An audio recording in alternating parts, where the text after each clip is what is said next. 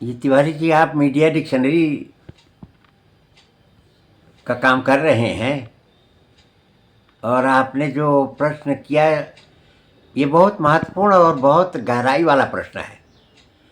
वास्तव में जब मैं लोक सेवा आयोग का अध्यक्ष बना, जब मैंने कार्यभार ग्रहण किया, तब मुझे इतना ही मालूम था कि लोक सेवा आयोग एक एजेंसी है जो सरकार के लिए अधिकारियों की, कर्मचारियों की नियुक्ति के लिए चयन करके एक सूची बना करके सरकार को दे देती है। कार्य करते समय मुझे मालूम पड़ा कि ये लोक सेवा आयोग तो बहुत काम करता है।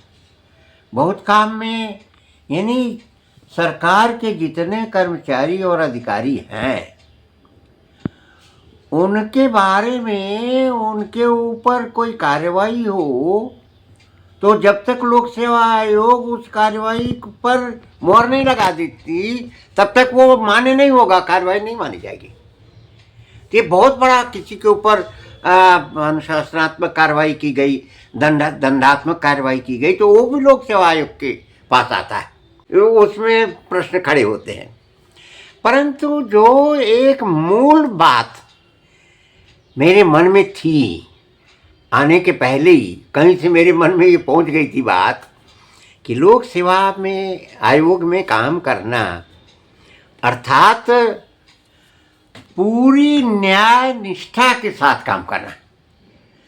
दो व्यक्ति हैं, उनमें से एक का चयन करना है तो वो कैसे चयन होना है वो चयनकर्ता के ऊपर निर्भर करता है, परंतु चयनकर्ता को पूरी निष्ठा और न्याय के साथ काम करना है।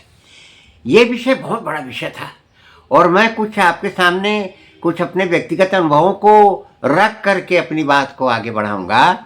जैसे मैंने लोक सेवा आयोग का कार्यभार लिया तो मेंस की परीक्षा होनी थी। वो आप जानते हैं मेंस की परीक्षा। मेरा एक सगा भांजा प्री क्वालिफाई कर चुका था, वो उसको मेंस में बैठना था, पढ़ने में बहुत होशियार था और वो रीवा में एक शासकीय पीजी कॉलेज में वो व्याख्याता था। मेरा सगा भांजा, अब वो परीक्षा में बैठ रहा है, मैं लोक सेवा आयोग का चेयरमैन हूँ, ये दोनों बातें तो हो ही नहीं सकती। तो मैंने उस पर चिंतन किया कि अब क्या करना चाहिए। एक विकल्प तो था कि मैं अपने को सारे परीक्षा कार्यों से विरत कर लूँ और वो परीक्षा दे, पर मैंने सोचा कि अगर मैं सारे परीक्षा कार्यों से अपने को विरत करूँ तो मैं काहे का चेयरमैन हूँ फिर, और ये मुख्य चयन है, पीसीएस का चयन मुख्य चयन है। तो मैंने ये निर्णय लिया कि भाई जब मैं चेयरमैन हूँ तो या तो वो भांजा हमारा वो परीक्षा में नहीं बैठेगा, और अगर वो परीक्षा में बैठेगा तो मैं चेयरमैन नहीं रहूँगा। इसका निर्णय हमें करना था। उसके बड़े भाई को बुलाया, वो पहले से चयनित था, उसको उसके सामने सारी बात रखी तो उसने कहा कि नहीं मामा, वो उसको हम बुला के कहेंगे, वो परीक्षा में नहीं बैठेगा। फिर उसको भी मैंने बुलाया। हमने कहा कि भाई तुम वहाँ पीजी के लड़कों को पढ़ाते हो, वो भी परीक्षा में बैठते हैं, तुम भी परीक्षा में बैठते हो, बगल बगल तुम्हारा छात्र बैठा है, ये कोई बहुत अच्छी बात तो है नहीं। फिर वो मान गया और वो परीक्षा में नहीं बैठा और ये तय हुआ कि जब तक मैं लोक सेवा आयोग का चेयरमैन रहूँगा तब तक वो किसी परीक्षा में नहीं बैठेगा। और ये एक पहला उदाहरण था, क्योंकि उसके पहले एक प्रसंग मेरे सामने आया था जिसको सुन चुका था मैं। मध्य प्रदेश लोक सेवा आयोग के एक चेयरमैन थे, उनका बेटा परीक्षा में बैठा था, उन्होंने एक पेपर सेट किया था, फिर वो प्रकरण न्यायालय में गया और वहाँ उनसे जब पूछा गया तो वो बोले कि हम तो जानते ही नहीं थे कि हमारा बेटा परीक्षा, परंतु वो चयन उसका निरस्त हुआ और उनको लोक सेवा आयोग के पद से हटाया गया। तो एक उदाहरण मैंने आपके सामने रखा कि वो पद जो है और उसमें जो कुछ कार्य आपको करना है उसमें पहला बिंदु जो है वो न्याय का है, निष्पक्षता का है और आपके कार्य के प्रति आपकी निष्ठा का प्रश्न है। हर क्षण आपको ध्यान रखना है कि आप निष्ठा से और न्यायपूर्वक कार्य कर रहे हैं कि नहीं। ये एक उदाहरण था, ऐसे और उदाहरण आए बाद में, सारे की चर्चा नहीं संभव है, परंतु हम बराबर इस चीज़ का ध्यान रखते रहे कि भाई परीक्षा हो वो निष्पक्ष रूप से परीक्षा हो। फिर कार्य करते करते सामने क्या विषय आते गए। एक प्रसंग ऐसा आया कि हमारे कर्मचारियों ने ये जो कापियों के नंबर दिए रहते हैं तो उनको दिया जाता है कि भाई देख लो अंदर जो नंबर दिए हैं वो बाहर आए हैं कि नहीं, टोटल ठीक है कि नहीं। ये जांचते जांचते कुछ कापियां ऐसी उन्होंने ढूंढी कि ये तो जितने नंबर दिए गए हैं सब काट के सब बदल दिए गए हैं। वो विषय आया, हमारे सामने आया, हमने लोक सेवा आयोग के सामने रखा। लोक सेवा आयोग मतलब सभी हमारे सदस्य और हम। तो हुआ कि भाई ये तो ठीक नहीं हुआ। तीसरे परीक्षक को भेज करके वो फिर से कराया गया, परंतु हमने ये निर्णय लिया कि भाई ये अच्छी बात नहीं है। तब परीक्षक के घर भेज दी जाती थी कापियाँ और वहाँ ये सब गड़बड़ी होती थी। तो मैंने एक निर्णय लिया, एक हमने प्रस्ताव रखा आयोग में कि भाई हम केंद्रीय मूल्यांकन करवाएंगे, यहीं बुलाएंगे परीक्षक को और यहीं सारा मूल्यांकन करवाएंगे। अब इसमें कुछ सदस्य हमारे सहमत नहीं हो रहे थे। वो कह रहे थे कि नहीं नहीं ये आप यहाँ करवाएंगे तो यहाँ जो गड़बड़ी होगी आपकी जिम्मेदारी होगी। तो हमने कहा कि नहीं ऐसा नहीं है, केंद्रीय मूल्यांकन की व्यवस्था है। तो कुछ लोगों ने कहा कि ये हो ही नहीं सकेगा, कोई यूनिवर्सिटी का शिक्षक नहीं आएगा यहाँ आकर के कापी जांचने। तो मैंने कहा कि हमारे ऊपर छोड़ दीजिए, और फिर ये तय हुआ और फिर हमने केंद्रीय मूल्यांकन की व्यवस्था कराई और खूब अच्छे ढंग से हुआ और अच्छे से उसका परीक्षा परिणाम निकला। तो ये कुछ ऐसी बातें हुई जो मैंने अपनी ओर से किया। परंतु जो सबसे महत्वपूर्ण निर्णय लोक सेवा आयोग का अध्यक्ष रहते रहते मैंने किया, वो आपको बताएंगे तो आपको बड़ा आश्चर्य होगा। उसमें ये परंपरा थी पहले कि जब इंटरव्यू हो जाता था तो जो बाहर से आते थे विशेषज्ञ उनको कह दिया था आप जाइए, और फिर लोक सेवा आयोग को जो एक मेंबर प्रिजाइड करते थे वो अपना नंबर देते थे। ऐसी शिकायत कुछ लिखित रूप से लोगों ने मेरे पास की, और मैं विश्वविद्यालय में प्रोफेसर रह चुका था, विश्वविद्यालय का कुलपति रह चुका था, तो मैं जानता था कि चयन कैसा होता है। भाई यदि 5 लोग चयन में बैठे हैं मेंबर, तो जो भी चयन का परिणाम बना, जो सूची बनी, उस पर 5 के हस्ताक्षर होंगे। तो हम जब चयन में बैठते थे, सब बोर्ड अलग अलग बैठते थे, तो हमारा जो बोर्ड होता था उसमें हम हस्ताक्षर करते थे और सभी सदस्यों के जो एक्सपर्ट होते थे सबके हस्ताक्षर कराते थे। इसको लेकर आयोग में विरोध हुआ हमारा कि आप माननीय अध्यक्ष जी आप ऐसा क्यों करते हैं, ये परंपरा नहीं है। तो हमने कहा मगर इसमें बुराई क्या है। बोले भाई वो बाहर से आए हैं, उनको गोपनीयता की कोई जिम्मेदारी नहीं है, हमारी गोपनीयता। हमने कहा भाई हम ही ने उनको बुलाया है, तो हम तो ऐसे व्यक्ति को बुलाएंगे जो इतनी जिम्मेदारी ले। तो इसको लेकर के विरोध हुआ मेरा। परंतु मैंने कहा कि देखिए मैं आपके ऊपर कोई दबाव नहीं बनाऊंगा, मगर मैं अपने सिस्टम सही करूंगा। लेकिन ये बात तूल पकड़ती गई और अगले वर्ष मैंने इस विषय को राज्यपाल के सामने रखा और कहा कि सर इसमें ये कठिनाई होती है कि बाद में ये लोग अपने से कुछ भी नंबर किसी को दे लेते हैं और जो हमारा एक्सपर्ट आता है उसकी कोई भूमिका नहीं रहती। तो उन्होंने कहा कि देखिए आपका विषय है, आप अध्यक्ष हैं, आप इसमें हमको न डालिए, आप अपने से जैसा चाहिए करिए। तो हमने उनसे कहा कि सर मैं तो करूँगा ही, आपके संज्ञान में लाना आवश्यक है क्योंकि बाद में विषय आपके ही पास आएगा। तो उन्होंने कहा नहीं आप अपना काम अपने तरीके से करिए। अब मैंने ये निर्णय लिया कि कोई भी जो छात्र है या परीक्षा में बैठ रहा है उसका रोल नंबर अथवा नाम अथवा उसका कोई भी परिचय, कोई आइडेंटिटी किसी हमारे मेंबर के पास न हो। पहले क्या होता था पूरी उनकी फाइल रख दी जाती थी, तब कैसे होगा।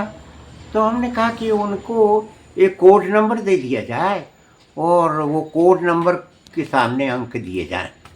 ऐसा मैंने जब निर्णय लिया तो हमारे जो सचिव थे उस समय के, उन्होंने कहा सर इंटरव्यू कराना बिल्कुल असंभव हो जाएगा, क्योंकि कोई मेंबर आपका साथ सहयोग नहीं देगा, सब रिबेल कर जाएंगे और आपका।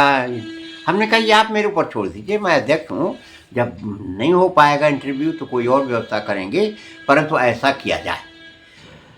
ऐसा हुआ, सोमवार को इंटरव्यू हुआ और किसी को ये मालूम नहीं था कि इस प्रकार का प्रयोग कर रहे हैं हम। कोड नंबर दे के 15 लड़कों के कोड उनके सामने रख दिए गए और इंटरव्यू होने लगा। छात्र जान गए, क्योंकि कोड नंबर जब उनको दिया गया, बताया गया छात्रों को, तो उनका प्रवेश पत्र रख लिया गया, एक फ़ोटो के साथ उनका कोड नंबर देके इंटरव्यू हुआ। तो छात्रों में बड़ा उत्साह हुआ कि ये तो आयोग ऐसा काम कर रहा है कि अब कोई किसी के साथ पक्षपात कर ही नहीं सकता। भाई न नाम जान रहा है, न रोल नंबर जान रहा है, तो कैसे नंबर देगा। तो ये जब व्यवस्था शुरू हुई तो कुछ सदस्यों में बड़ा रोष आया, ये तो हमारे ऊपर अविश्वास है, आप ऐसा क्यों कर रहे हैं। तो मैंने उनसे बड़े निवेदन पूर्वक कहा कि देखिए, आयोग को अपना निर्णय लेना है, आप आयोग के सदस्य हैं, आप अगर इससे सहमत नहीं हैं तो आप प्रस्ताव लाइए कि इसको हटा दिया जाए, जैसा पहले होता था वैसा हो, और जब बहुमत से जो बात होगी वो पारित हो जाएगी। लेकिन किसी की हिम्मत नहीं पड़ी कि ये प्रस्ताव लाए कि कोड नंबर ख़त्म किया जाए। और कुछ 2 मेंबर 3 मेंबर ऐसे थे जो हमारा साथ दे रहे थे। तो इस प्रकार से एक बहुत बड़ा परिवर्तन हुआ कि इंटरव्यू कोड नंबर से हुआ, पर उसमें कापियाँ जस्ती हैं, उसमें तो फेक रोल नंबर बना दिए जाते थे, मगर इंटरव्यू कोड नंबर से हुआ। एक नई व्यवस्था प्रारंभ हुई और उससे छात्रों में बहुत विश्वास पैदा हुआ कि लोक सेवा आयोग बहुत ही निष्पक्षता से काम कर रहा है। तो ये एक काम और एक माइलस्टोन हमने अपने कार्यकाल में किया और उसका बहुत अच्छा परिणाम हुआ। यद्यपि हमारे हट जाने के बाद जो दूसरे लोग आए, कुछ लोगों ने इस व्यवस्था को कठिन माना और उसको व्यवस्था को टाला। उस विषय में हम नहीं जाएंगे कि बाद में क्या हुआ और आखिर में उसका क्या परिणाम हुआ, परंतु ये कोड नंबर से इंटरव्यू वाली व्यवस्था बहुत अच्छे से काम आई। अब देखिए कठिनाइयाँ कितनी होती हैं, आप कोई भी अच्छा काम करने चलिए, कठिनाइयाँ होती हैं। एक हमारे ज्वाइंट सेक्रेटरी थे, वो उनका बेटा बैठा था परीक्षा में, इंटरव्यू में पहुंचा था वो, तो ये प्रचारित हो गया कि उसने टॉप किया, पीछे टॉप किया। और हमारे जो सचिव थे उनका बेटा भी बैठा था, तो वो कुछ कमज़ोर था, तो उसके बारे में प्रचारित हुआ कि वो पीछे हो गया, सेलेक्ट हो गया है। और ज्वाइंट सेक्रेटरी के बेटा आईएएस के मेंस क्वालिफाई करके इंटरव्यू तक जाके रिजेक्ट हुआ था, तो लोगों ने अनुमान लगाया कि पीछे तो हो जाएगा, उसके बारे में आया कि पीछे। खूब अखबारबाजी हुई, लोगों ने मंच बना के खूब धरने प्रदर्शन किए, लेकिन हम जरा उस मामले में बहुत दृढ़ थे कि भाई हम इतना कर रहे हैं निष्पक्षता से काम, ये कैसे हो सकता है। लेकिन भाई किसी का लड़का है, कोई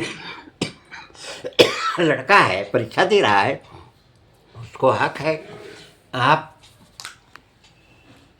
आश्चर्य करेंगे कि जब परीक्षा परिणाम निकला उसके पहले तक इतना तनातनी थी, तो वो जिसको टॉप करने को कह रहे थे न तो वो उत्तीर्ण हुआ, और जिसको कह रहे थे पीसीएस बनेगा न वो उत्तीर्ण हुआ, दोनों सेलेक्ट नहीं हुए। और ये एक ईमानदारी, एक सत्यनिष्ठा का परिणाम मिला और हम दृढ़ता से आखिर में वो हमारा रिजल्ट सुप्रीम कोर्ट तक गया था और सुप्रीम कोर्ट से हम जीत कर आए थे। लेकिन अब वो जो परीक्षा परिणाम ने बता दिया कि जो ईमानदारी से काम हुआ है वो कैसा होता है। ये कुछ अनुभव थे। उसमें एक अनुभव ये भी हुआ कि कुछ लोगों ने गोलबंदी की। मेरा ये मानना है कि लोक सेवा आयोग के कार्य में राजनेताओं का कोई उसमें वो भूमिका नहीं, उनको नहीं दखल देना चाहिए। परंतु कुछ लोगों ने वहाँ गोलबंदी की। हमारा जब रिजल्ट तैयार हो गया तो रिजल्ट ही नहीं निकलने देते थे, क्योंकि 8 1 9 लोग थे, हमको बहुमत चाहिए रिजल्ट निकालने के लिए, तो बहुमत उनके पक्ष में था, तो वो रिजल्ट नहीं निकलने देते थे। फिर हमको मजबूर हो करके मुख्यमंत्री के यहाँ जाना पड़ा। उस समय मुख्यमंत्री मायावती जी बन गई थी, और मुख्यमंत्री ने उनके नियुक्त किए हुए जो सदस्य थे उनको और डांटा कि देखो, तुम वहाँ लोक सेवा आयोग का काम करने गए हो, लोक सेवा आयोग के काम में अवरोध करने नहीं गए हो, तो जो चेयरमैन कहेंगे, जो प्रस्ताव लेके आएंगे, उसके पक्ष में तुमको अपना मत देना होगा, तब जा कर के हम परीक्षा परिणाम निकाल सके। और वो हमारा फिर आखिरी परीक्षा परिणाम था। उसके थोड़े दिन बाद हम अवकाश प्राप्त कर लिए, और बहुत बहुत खुशी हुई, क्योंकि बीच बीच में ऐसा लगता था, जब दबाव बनता था कि हमने बहुत गलती की। हम तो यूनिवर्सिटी में प्रोफेसर थे, अपना वहाँ पढ़ाते थे, पढ़े रहते थे, हम कहाँ आ गए। और कभी कभी ऐसा निर्णय लेते कि भाई कल सवेरे हम चले जाएंगे, अपना यूनिवर्सिटी में फिर से प्रोफेसर बन जाएंगे। लेकिन फिर मन ये कहता था कि लोग कहेंगे लोग भाग गए और ये तो कमज़ोर आदमी थे, फिर लग जाते थे। ऐसा करके 4 साल बिताया। अब हम आपसे क्या बताएं, जिस दिन में रिटायर हुए तो हमको भगवान के प्रणाम किया कि भगवान, आपने मेरी प्रतिष्ठा रखी, और हम बहुत आपके शुक्रगुजार हैं। क्योंकि जब मैं बना था चेयरमैन और उस कुर्सी पर जाके बैठा, जहाँ चेयरमैन की कुर्सी, उसके सामने एक बोर्ड लगा था। बोर्ड में पूर्व अध्यक्षों के नाम थे। उसमें मैंने एक नाम पढ़ा, डॉक्टर रमन्नाथ झा। तो मैं एकदम रोमांचित हो गया, क्योंकि रमन्नाथ झा कब के कुलपति थे विश्वविद्यालय के। तो मैंने सोचा कि भगवान, ये कुर्सी वो है जिस पर कभी रमन्नाथ झा बैठे थे। फिर मैंने आँख मूंद कर भगवान से हाथ जोड़कर प्रार्थना की कि भगवान, जब आप मुझे इस कुर्सी पर बैठाए हो तो मेरी प्रतिष्ठा का ध्यान रखना, मुझे इस कुर्सी के काबिल बना के रखना। और भगवान ने मेरी वो प्रार्थना सुनी, और इस तरह से हमने 4 साल अपने बिताए। बहुत अच्छा लगा।